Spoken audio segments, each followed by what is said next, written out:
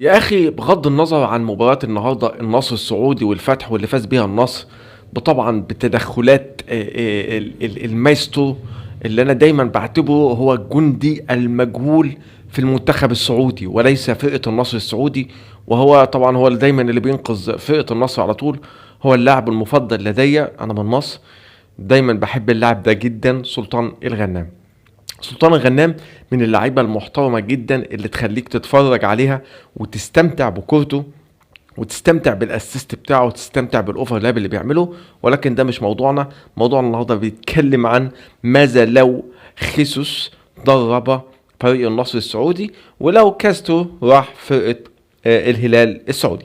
طيب خلينا واقعيين كده، بمعنى اصح يعني عايز اقول لك مثلا شوف مزايا خيسوس في الهلال السعودي، حط كل المزايا دي حطها في فرقه النصر السعودي. يعني انا اول حاجه لازم تكتب لي في التعليقات ماذا لو درب خيسوس فرقه النصر السعودي والعكس صحيح وكاستو يدرب الهلال السعودي. انا هقول لك على حاجه يمكن انت مش واخد بالك منها.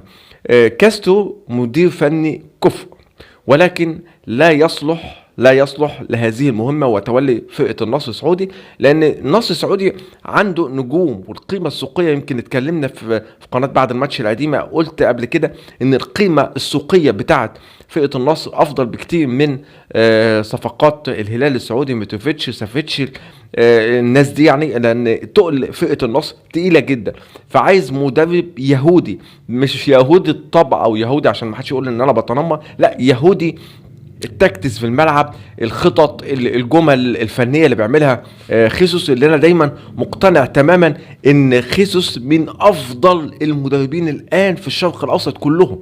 يعني خيسوس مدرب الهلال السعودي من افضل المدربين اللي جت في الشرق الاوسط، او اللي جت في الدول العربيه، اللي جت في الدول العربيه كمدرب ليه وزنه وتقله، مش بالفلوس ولا مش بشكاوي المال ولا بالفلوس اللي بتدفع في السعوديه، لا، بعبقريته وشغله الفني وسيطرته على نجوم زي ميتروفيتش، زي سافيتش، زي البليهي، زي كولوبالي، زي لعيبه كتير قوي قوي قوي في تيم الهلال السعودي، ويمكن ده اللي بيديه الافضليه.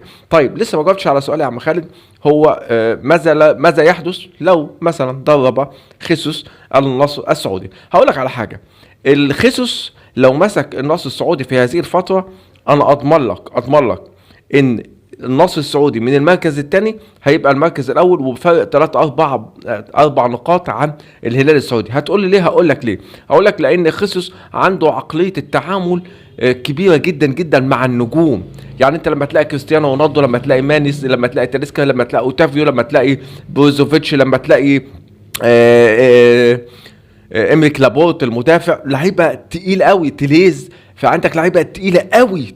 قلنا قبل كده مره واثنين وثلاثه وعشرة ان القيمه السوقيه اعلى من فرقه الهلال. فانا اضمن لك ان خيسوس هيعرف يتعامل مع النجوم دي ويعرف يوظفهم، لان انا دايما بقول لك دايما في كل كلامي في فيديوهاتي ان كاستو لا يصلح مدير فني لنادي النصر السعودي، لانه عنده اخطاء كارثيه، وبالاخص الاخطاء الدفاعيه، اللي هو قلنا من اول موسم ان كاستو مش بيعمل على تقليص هذه الاخطاء الدفاعيه الكارثيه لفرقه النصر، وان النصر عنده نجوم وقادر على حصول على دوري روشن بس بمدير فني اجنبي غير كاستو. عايز رايك في التعليقات عن خيسوس لو تولى تدريب فرقه النصر السعودي، وكاستو لو تولى تدريب النصر السعودي، واكتبوا لي واشوف اراء حضراتكم واشوف وجهه نظرات حضراتكم. والفيديو ده كان ترفيهي شويه، كنت بتمنى كده قاعد كده بشرب كوبايه الشاي بتاعتي، فكنت بتمنى بشوف المعادله، هل المعادله هتتعدل شويه لو خيسوس راح النصر السعودي وكاستو راح الهلال السعودي. اتمنى اشوفكم في فيديوهات اللي جايه على قناتي بعد الماتش. شكرا، السلام عليكم ورحمه الله وبركاته.